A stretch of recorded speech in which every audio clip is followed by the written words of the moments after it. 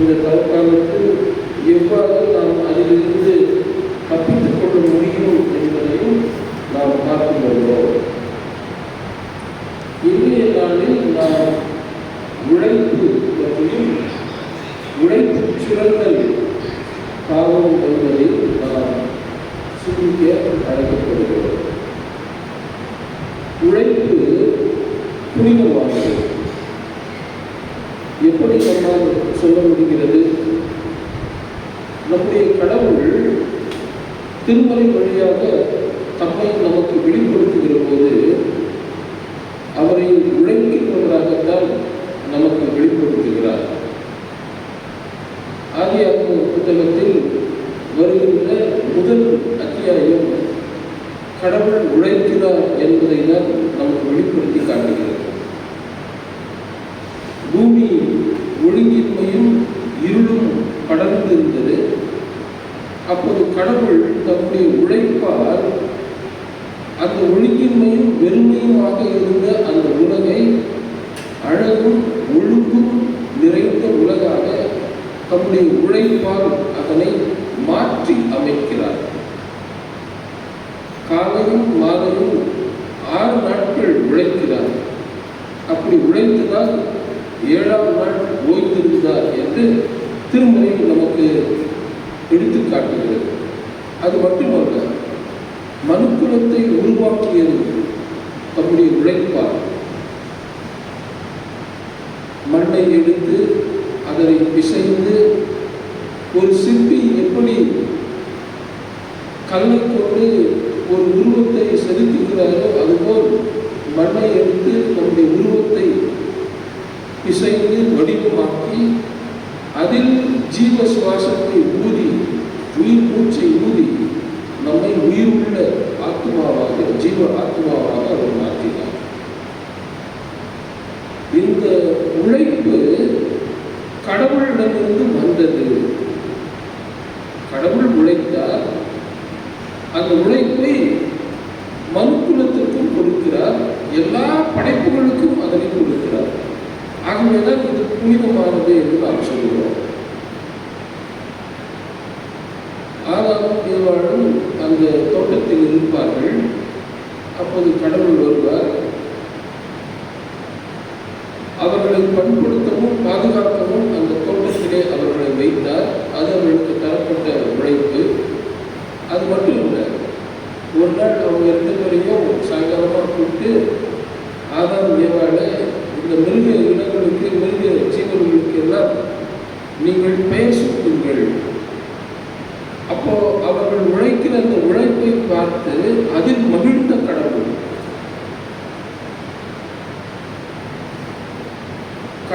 உழைக்கிறார்.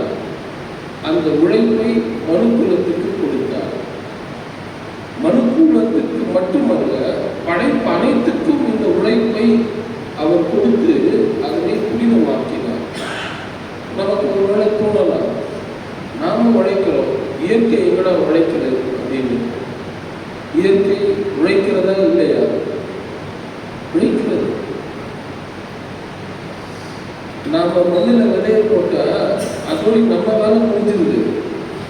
ஆனா அந்த மண்ணினுடைய வேலை என்ன? அத்தனை உயிரினங்களையும் அதில் செலுத்தி அந்த விதையை மரமாக்குவது அந்த மண்ணினுடைய வேலை. கடலினுடைய வேலை என்ன? நாம கொற்றோம் கோடிக்கணக்கான கழிவு. அந்த கழிவுகளை எல்லாம் சுத்தமாக்கி அதை உள்வாங்கி அதிலிருந்து உயிரினங்களை உருவாக்கி நாமெல்லாம் உண்ணுவதற்கு உணவை தருகிறது. மண்ணும் நமக்கு உணவை தருது, நீரும் நமக்கு உணவை தருது. படைக்கப்பட்டிருக்கிற படைப்புகள், மரங்கள் எடுத்துக்கொள்ளுங்கள, மரங்கள் ஒரு நாள் வேலை செய்யாம அசையாம அப்படியே நின்றுச்சு. இன்னும் கொஞ்சம் ஆழமா நம்ம யோசிக்கணும்னா அதனுடைய அந்த வேலை, அதாவது கார்பன் டை ஆக்சைடை உள்வாங்கி உயிர் மூச்சு காற்று ஆக்சிஜனை நமக்கு கொடுக்குற அந்த வேலையை அது நிறுத்திச்சுன்னா யோசிச்சு பாருங்க. ஆக கடவுள் உழைப்பாளி அந்த உழைப்பை மனு குடும்பத்துக்கும் கொடுக்கிறார், படைப்பனைத்துக்கும் கொடுக்கிறார். எல்லாம் இயங்கிக் கொண்டிருக்கிறது. இந்த உலகமே உழைச்சிட்டு தான் இயங்குது. இந்த உழைப்பு நின்று விட்டால் அனைத்தும் நின்று. அவ்வளவு புனிதமானது இந்த உழைப்பு. கோள்கள் எடுத்துக்கொள்ளுங்கள். கோள்கள் எல்லாம் அதாவது கோட்டுல அது உழைச்சிக்கிட்டே இருக்கு. கொஞ்சம் அதனுடைய உழைப்பை நிறுத்தினாலும் ஒட்டுமொத்த அண்ட சராசரத்துக்கும் அது பாதிப்பை கொள்ளும். அப்படியானால் இந்த உழைப்பை நாம் சரியான விதத்தில் புரிந்து கொள்ள வேண்டும். கடவுள் உழைக்கிறார், ஆகவே அது புனிதமானது. அந்த உழைப்பை மனுக்குலத்திற்கு கொடுத்தால் மனிதர் அதை புனிதமாக கருத வேண்டும். எல்லா படைப்புகளும் உழைக்கிறது. அந்த படைப்புகளையும் அந்த உழைப்பையும் நாம் மதிக்க கற்றுக்கொள்ள வேண்டும். இந்த பின்னணியத்தில் உழைப்பு சுரண்டல் எவ்வளவு பாவம் என்பதை நாம் புரிந்து கொள்ள வேண்டும். இப்ப இந்த பின்னணியத்தை நாம் உள்வாங்கினால்தான் ஒருவருடைய உழைப்பை நாம் சுரண்டுகிற போது அது பாவம் என்பது நமக்கு தெரிய வரும். இல்லைன்னா என்னுடைய திறமை என்னன்னா நான் அவனை ஓவர்டேக் பண்ணி அவனை ஏமாற்றி என்னுடைய பிஸ்னஸை நான் வளர்த்தேன், என்னுடைய வேலையில் நான் முன்னாடி வந்தேன் அப்படின்னு தான் நமக்கு தோணுமே தவிர, நான் ஒருவரை மிதித்து அவரை கீழே தள்ளி நான் மேலே வந்திருக்கிறேன் அது பாவம் என்பது நமக்கு தெரியாமல் போயிருக்கு.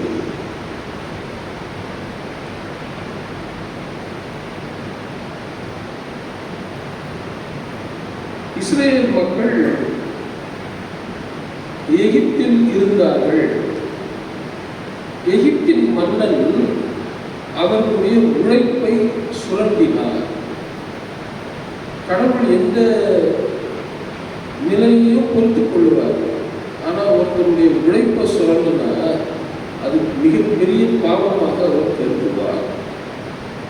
ஆகவேதான் யாத்திராகமம் 3ஆம் அத்தியாயத்திலே அவர் சொல்லுகிறார், 3:7, என் மக்கள் படும் துன்பத்தை என் கண்களால் கண்டேன். அடிமை வேலை வாங்கும் அதிகாரிகளை முன்னிட்டு அவர்கள் எழுப்பும் குரலையும் கேட்டேன். அவர்களின் துயரங்களை நான் அறிவேன். அவர்கள் பிடியில் இருந்து அவர்களை விடுவிக்கவும் பாலும் தேனும் ஓடுகிற நாட்டில் அவர்களை கொண்டு போய் சேர்க்கவும் நான் இறங்கி வந்துள்ளேன் என்று சொல்கிறார். கடவுளுக்கு ஏன் அவ்வளவு கோபம் வந்துச்சு? ஏன் எகிப்தில் இருக்கிற எல்லோரையும் வதைக்க வேண்டும், 10 வாதைகளை வைத்து வதைக்க வேண்டும், தலைப்பிள்ளை சங்காரம் எல்லாம் எதற்கு என்று சில நேரங்களில் நம்மால் யோசிக்க தோணும். ஏன் பார்வன் பாவம் செஞ்சாரு, எதுக்கு அந்த ஒட்டுமொத்த நாட்டையும் அழிக்கணும் அப்படின்னா நமக்கு தோணும். தலைப்பிள்ளைகள் என்ன பண்ணார்கள் அப்படின்னு நமக்கு தோணும். ஆனால் அந்த ஒட்டுமொத்த சமூகமே ஒரு கூலி தொழிலாளிகளுடைய உழைப்பை சுரண்டி வாழ்ந்திருக்கிறது. நீங்க அந்த படிச்சு பார்த்தீங்கன்னா உங்களுக்கு தெரியும் என்ன இருக்கு. ஒரு தந்திரமான காரியத்தை செய்து அவர்களை வேலை வாங்குகிறார்கள். என்ன தந்திரமான வேலை? இவர்களை இப்படியே விட்டுவிட்டால் நம்முடைய எதிரிகளோடு சேர்ந்து நம்மை வீழ்த்தி விட்டு அவர்கள் தப்பித்து விடுவார்கள். ஆகவே இவர்களை வேலை வாங்க வேண்டும். பிரிட்டிஷ் அரசு நம்முடைய நாட்டை ஆட்சி செய்த போது அவங்களுக்கு ஒரே ஒரு கொள்கை தான். என்ன கொள்கை? Divide and rule. அதுதான் அவங்க கொள்கை. இன்னைக்கும் அரசு அதை தான் செய்து கொண்டிருக்கிறது. பிரித்து அவர்களை ஆள வேண்டும், ஒன்று சேர்க்கக்கூடாது. அதுக்கு என்ன வழி? வேலை வாங்க. ஒருவருடைய வேலையை நாம் தந்திரமாக வாங்குவோம் என்று சொன்னால் நாம் அதை திறமை என்று நாம் நினைத்துக் கொள்ளக்கூடாது. அவருடைய திறமையை நாம் பயன்படுத்துகிறோம்னா அது நல்லது. ஆனால் இவர் நம்மை காட்டிலும் உயர்ந்து விடுவார், மேலே வந்து விடுவார். ஆகவே இவரை வேலை வலுவினால் அழுத்த வேண்டும் என்று நாம் தந்திரமாக செயல்பட்டால் அது உழைப்பை சுரண்டுவதற்கு அர்த்தம். அது பாவம். தந்திரமாக பிறரை வேலையினால் பாரச் சுமையால் அழுத்துவது பாவம்.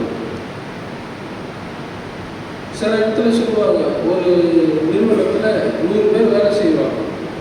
அந்த 100 பேரில் ஒரு குறிப்பிட்ட 15 பேர் மட்டும் எப்போ பார்த்தாலும் வேலை செஞ்சுக்கிட்டே இருப்பாங்க. அவங்கள வேலை வாங்குற அந்த முதலாளி சொல்லுவார், அவங்ககிட்ட என்ன சொல்லுவார், நீங்களாம் எனக்கு கிடைச்சது பெரிய பொக்கிஷம் தான், நீங்கள் தான் பாரு, இத்தனை பேர் அவங்க போயிட்டான், நீங்கள் தான் பொறுப்பாக இருக்கிறீங்க, அதுவாக இருக்கிறீங்க, இதுவாக இருக்கிறீங்கன்னு சொல்லுவான். அவருடைய உழைப்பையெல்லாம் அப்படியே அட்டைக்குச்சியை போல் உரிந்து அவர்களை அவர் கொடுமைப்படுத்துவார். அது பாவம்.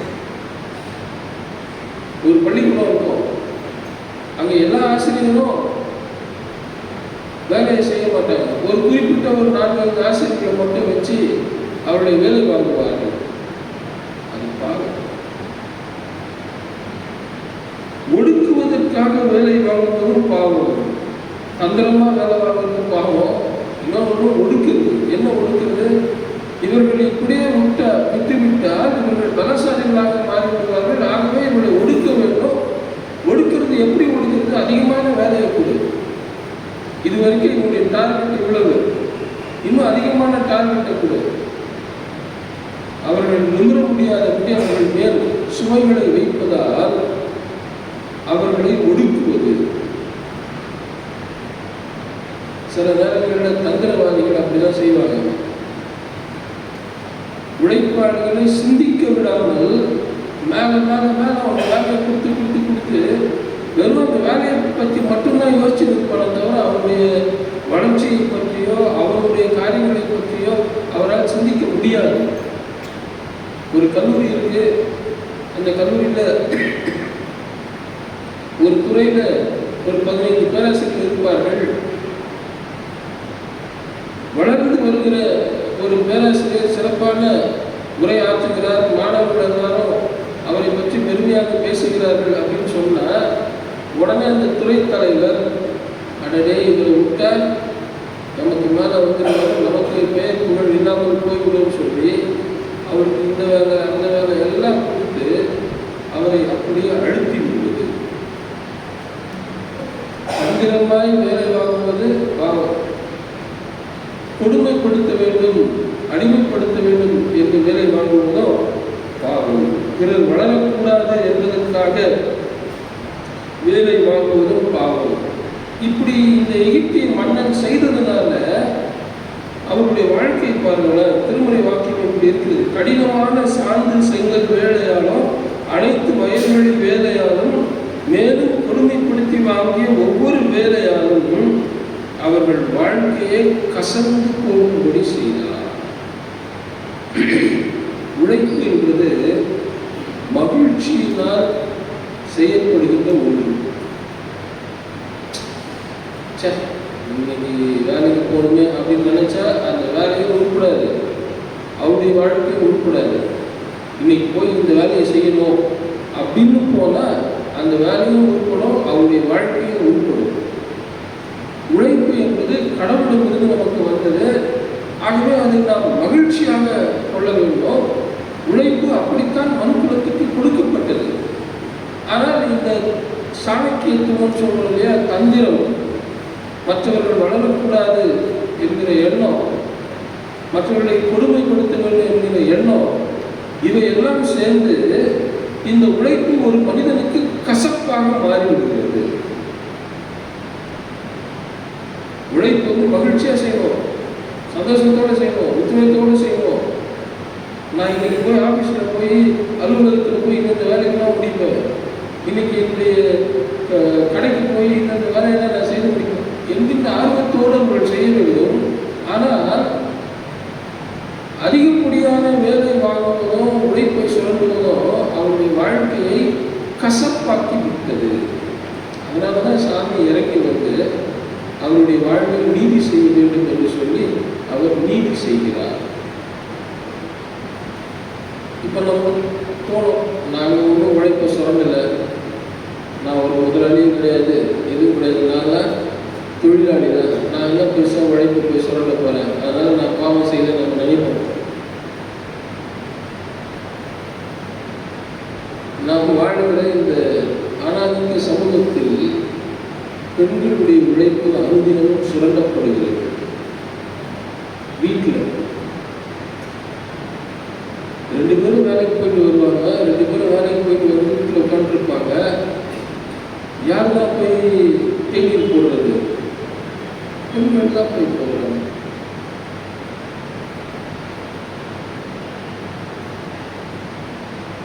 நமக்கு தெரியல, ஆனால் அது ஒரு உழைப்பு சுரண்டல். 2 பேரும் வேலைக்கு போகிறாங்க, அன்னைக்கு 2 பேருக்கும் விடுமுறை. யார் தான் போய் சமைக்கிறது? பெண்கள் தான் போய் சமைக்கிறது. கேட்டால் அப்படிதான் கடவுள் அவளை படைச்சிருக்காரு. யார் இல்லை, இதில் வேற சொல்றது, அவங்க இவங்க சமைச்சா நல்லா ருசியாக இருக்கும், அவங்க நல்லா சமைப்பாங்க, இப்படிலாம் சொல்லி அவர்களை மேலும் மேலும் வேலை வாங்குவது. அதனால தான் நிறைய பெண்களுடைய வாழ்க்கை கசப்பாகி விடுகிறது. வீட்டில் வேலை செய்யணும்னாலே ஆக்சுவலாக வீட்டில் வேலை செய்யணும் அவங்களுக்கு மகிழ்ச்சியாக இருக்கும். ஆனால் நம்ம மேலே மேலே மேலே போட்டு திரிக்கிறதுனால அவருடைய வாழ்க்கை கசந்து போய் விடுகிறது. இது சும்மா நம்ம குடும்ப அளவில் நான் சொல்கிறேன். உலக அளவில் எடுத்துக்கொள்ளுங்கள். உலக அளவுன்னா இந்த முதலாளித்துவம் தொழிலாளித்துவம் அந்த ரீதியில தான் இதை பார்க்கணும். அப்படிதான் கார்ல் மார்க்ஸ் அதனை விளக்குகிறார். உழைப்பாளிக்கு எந்த பயனும் இல்லை. முதலாளி உழைப்பை சுரண்டி பணம் பெற்றுக் கொள்கிறார்.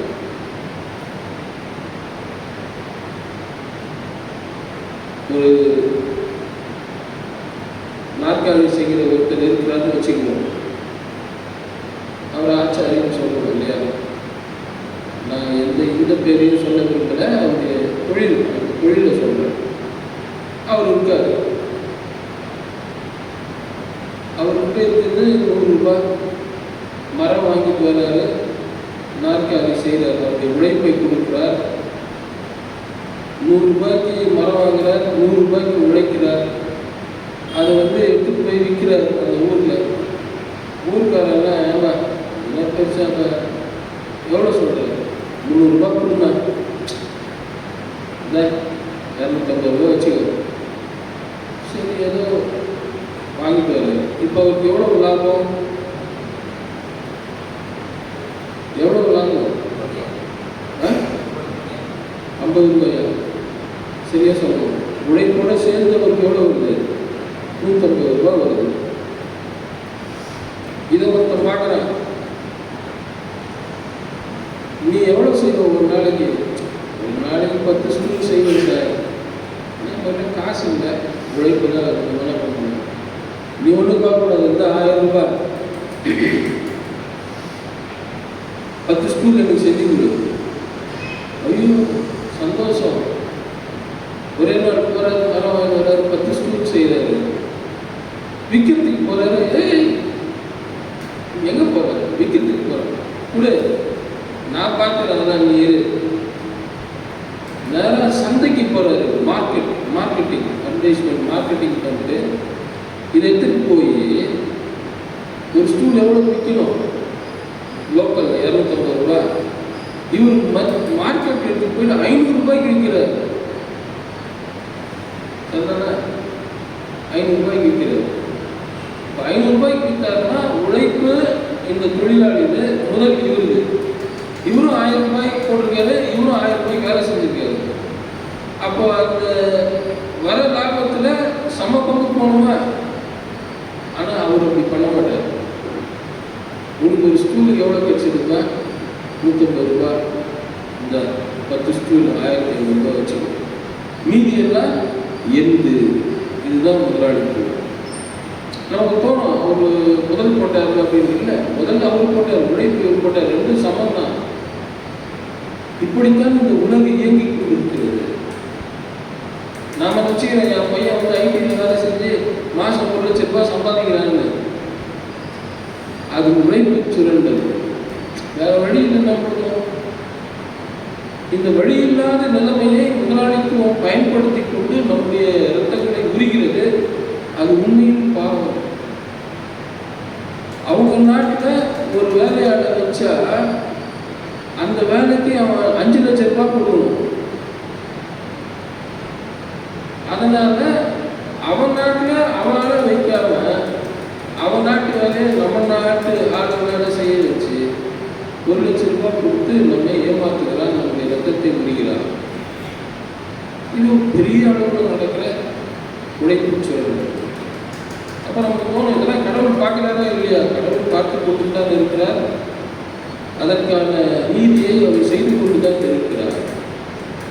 சுருக்கமாக ஒரு 2-3 திருமுறை வாக்கியங்களை மட்டும் நான் சொல்லி நிறைவு செய்ய விரும்புகிறேன். லேவியராகவும் 19:13 படியுங்கள். இதனை ஒடுக்காமலும் கொள்ளையிடாமலும் கூலிக்காரனுடைய கூலி ஏற்கால மற்றும் எடுக்கலாக. பிறரை ஒடுக்காத, கொள்ளையிடாத, வேலையாட்களுடைய கூலியை முடியத்துக்குள்ள கொடுத்துரு. உபாகமம் 24:14.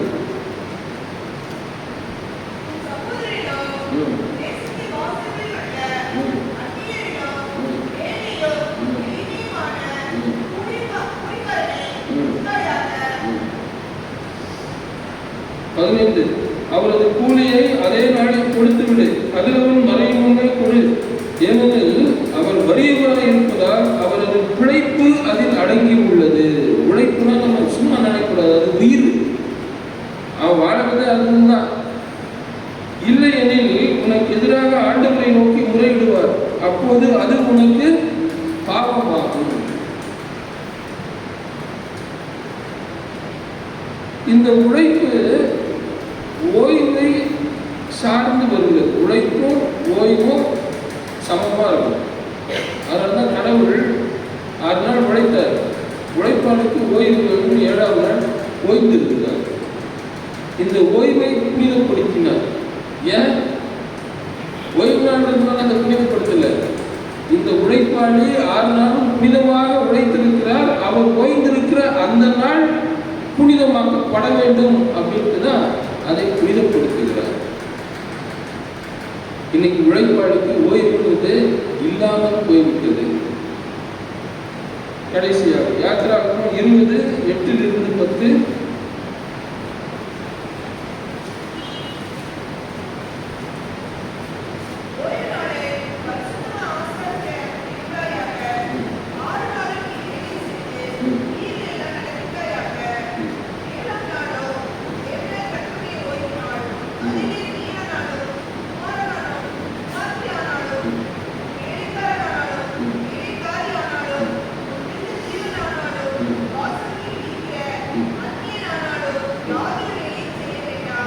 பாருங்கள், 7ஆம் நாள் கடவுள் உனக்காக தருகின்ற ஓய்வு நாள். எனவே அன்று நீயும் உன் மகனும் மகளும் உன் அடிமையும் அடிமை பெண்ணும் உன் கால்நடைகளும் உன் நகருக்குள் இருக்கும் அந்நியனும் எந்த வேலையும் செய்ய வேண்டாம். அப்படின்னா எவ்வளவு கரிசனை உள்ள ஆண்டவர் பாருங்கள். நீ வேலை செய்யாதப்பா, உன் பையன் வேலை செய்தாங்கன்னு சொல்லியிருந்தா அவனுக்கு சரி. ஆனால் சொல்றாரு, உன் வீட்டில் அடிமை வேலை செய்யும் அவனுக்கும் ஓய்வு கொடு. உன் நகரில் இருக்கிறானே அந்நியன், புற இனத்தவன், வெளியிலிருந்து வந்துக்கிறானே அவனுக்கும் ஓய்வு கொடு. சொல்றாதீங்க, கால்நடைகளுக்கும் ஓய்வு கொடு. அதுவும் உழைக்குது, அதுக்கும் ஓய்வு கொடு. இந்த உழைப்பு புனிதமானது, கடவுளிடமிருந்து நமக்கு தரப்பட்டது. இதனை நாம் புனிதமாக கருதி நாம் உழைக்க வேண்டும். பிறருடைய உழைப்பை சுரண்டக்கூடாது. பிறருடைய உழைப்பை சுரண்டுவது பாவம். இந்த சிந்தனைகளோடு நாம் இந்த தவறு